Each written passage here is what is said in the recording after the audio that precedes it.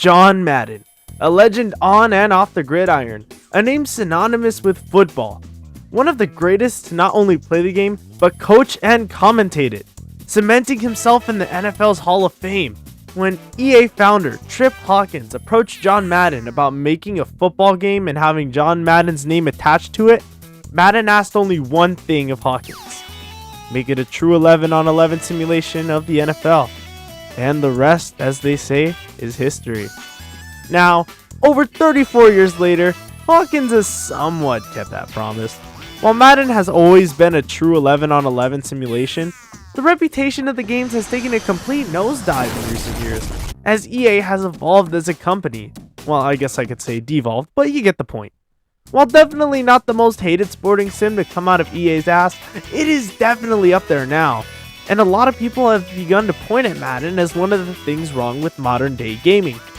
Shipping a nearly identical product year after year with no real uptick in quality or anything. And recently, with the passing of John Madden, God rest his soul, all eyes were on EA, as everyone was wondering what they would do now that Madden has passed. Madden 23. One of the Madden games of all time. Madden 23 returned to its roots in a lot of ways, focusing on aspects Madden valued highly above all else, including atoning for past mistakes. And as much as I'd like to totally dunk on this Madden, I'm going to hold off for right now, and I think it's fair that we give it a fair shot. It's what Madden would have wanted. So, let's go down the list. Let's see what they did to make this turducken of a Madden game stand out from the other 22 games.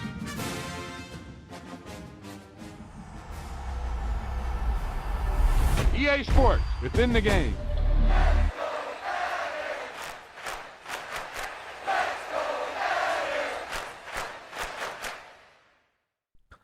Man, this is pretty nice.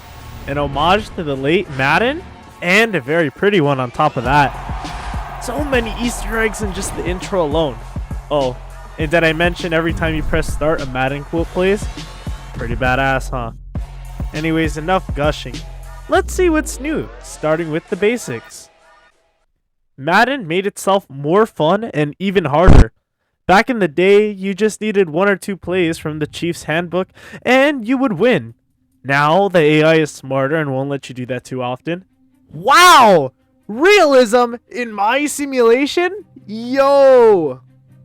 Not to mention the controls feel way smoother and a lot less animation-based movements. They really made Madden proud with this one. Or did they? Let's take a look at some of the modes, starting with Play Now. Arguably one of the most critical points of the game, Play Now takes the team's current rosters and pits them up against one another. The main issue isn't with the game itself, but the rankings. Some teams are ranked really low and some are laughably better than others. I'll touch on this a bit later. For what it is, Play Now is pretty solid. It's a really fun mode to play with your friends, your family, and you can totally dominate on them 65-0 if you really wanted to. Franchise mode. Same story, different way to play. You basically just play Madden Ultimate Team, but it's free. But there's a lot of cool things like bidding awards, and you're allowed to move your team. There's a lot of crazy stuff involved. But besides running your favorite franchise into the ground and restarting your console before it actually happens, what if you wanted to be the face of that now horrid franchise? Well, have I got just the mode for you. Face of the Franchise mode. Face of the Franchise. Probably one of my favorite modes in recent memory. They overhauled it pretty successfully over the past couple of years, and this is the best iteration yet, which doesn't say a lot given how well received it's been over the years. Well, with even more options that are actually fun besides QB and linebacker and running back, there are even way more gameplay elements, like scheduling your daily routines, and then, being a game instead of just a visual novel. It really is a fun mode. Not as in-depth as MP from NBA 2K, but from the same vein. More customization, more ways to play, and still the same goal, trying to hit that elusive 99 overall as you become one of the greatest players. My only gripe is that it isn't very punishing. You can have a Nathan Peterman-like game, but not get cut or anything. Do that in the NFL and yeah. Now, I'm not saying I want to be on the verge of homelessness as the goal of becoming a starter becomes more and more bleak, but I also don't want to be treated like a baby. If I wanted that, I'd play backyard football, which is ironically one of my favorite football games as well. Oh my God! In case you haven't noticed, I'm saving the most important mode for last because it does encompass 50% of the game if we're being honest, and that's Madden Ultimate Team. It takes everything that this Madden game has built up and just tears it apart. All the homages to Madden, all the references, all the little tidbits. It gets overshadowed by this mode, and it's been like that for a long time. It sucks because I really love the way this game handled itself, and it was really nice. It was beautiful even. I loved it. But, you know, if I had a nickel for every time EA took over a franchise and just ran it into the ground after propping it up for success, I'd have 2 nickels. One for Garden Warfare and one for EA's Madden. It's really sad, man. But let's get into it, yeah? Madden Ultimate Team looks really solid on paper. I mean, think about it. You get to bring superstars from the past, present, and even future in some cases, and put them together to make one of the greatest teams you can assemble. And it worked for a couple of years.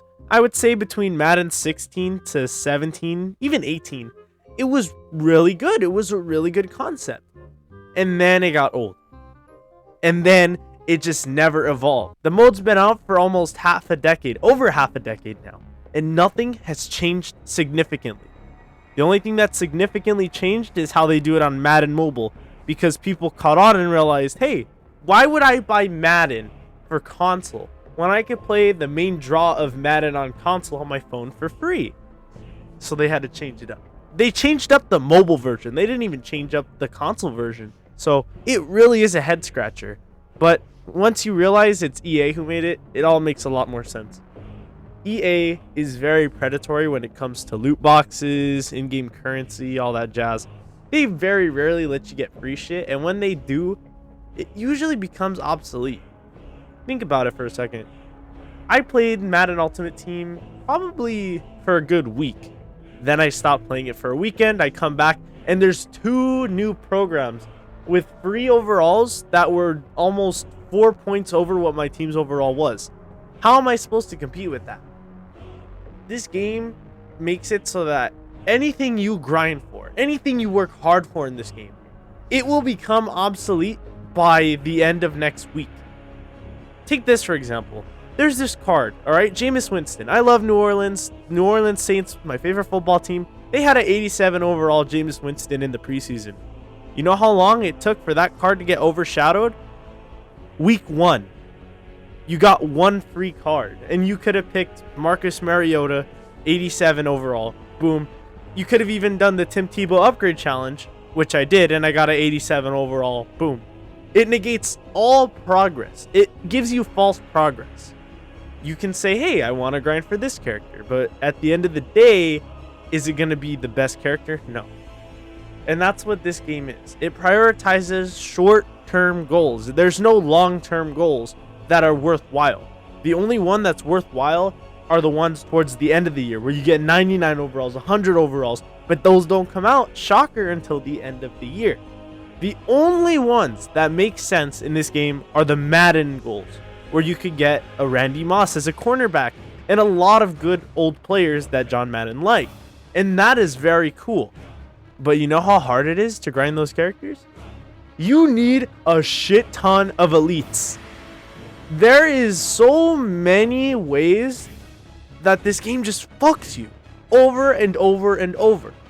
You can't catch a break. If you want to get good characters, you have to put in work. And why would I want to put in work for a game that's supposed to be fun? You see, in Madden Mobile, it was really fun and rewarding to get elite characters because you had to be smart about it. Here, you just get to open your wallet and pay.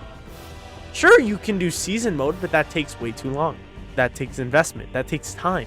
Am I saying they should give out elites like free candy? No. That's what hurts the game.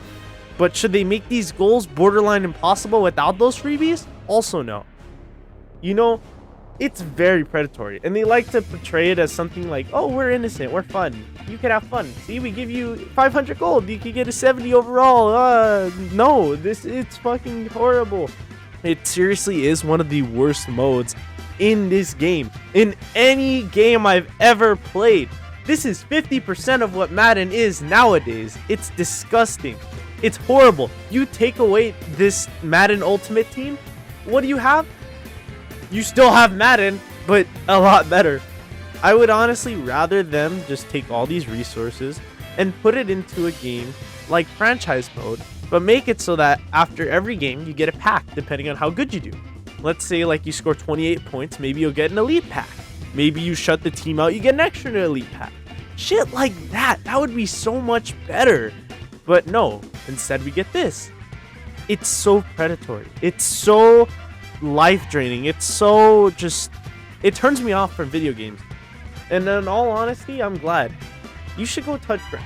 Go outside and play the real Madden, okay? This is a game that you would play on a rainy day, or it's too late, or it's too hot outside. And even then, the only way you're gonna play Madden for more than a couple of hours is if you and your friends all want to play against each other.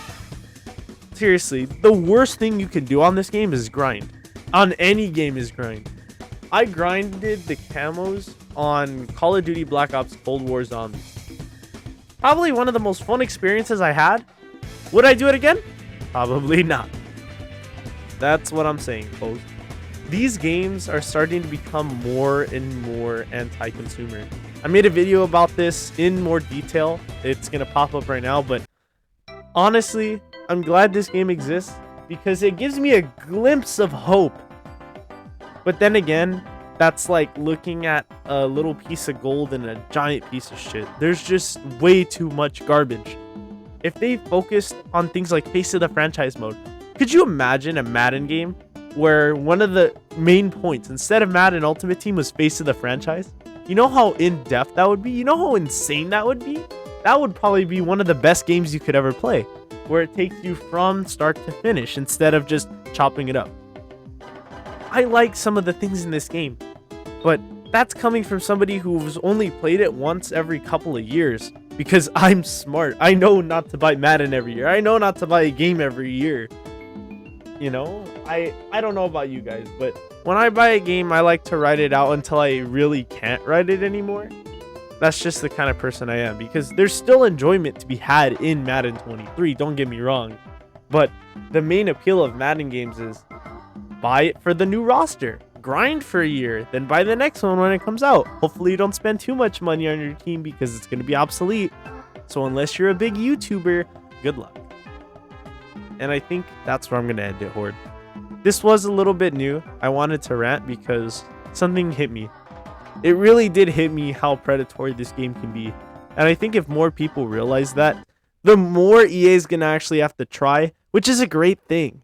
EA might actually have to put in some effort. So we'll see, Horde. Be sure to like and let me know what you like, what you didn't like. And be sure to share this video. Maybe with a friend who plays Madden. Maybe he'll agree with you. Maybe he'll scream at you and call you trash, kid, and then hit the gritty. I don't know. Anyways, Horde, don't be afraid of failure, because it's not afraid of you. Brains.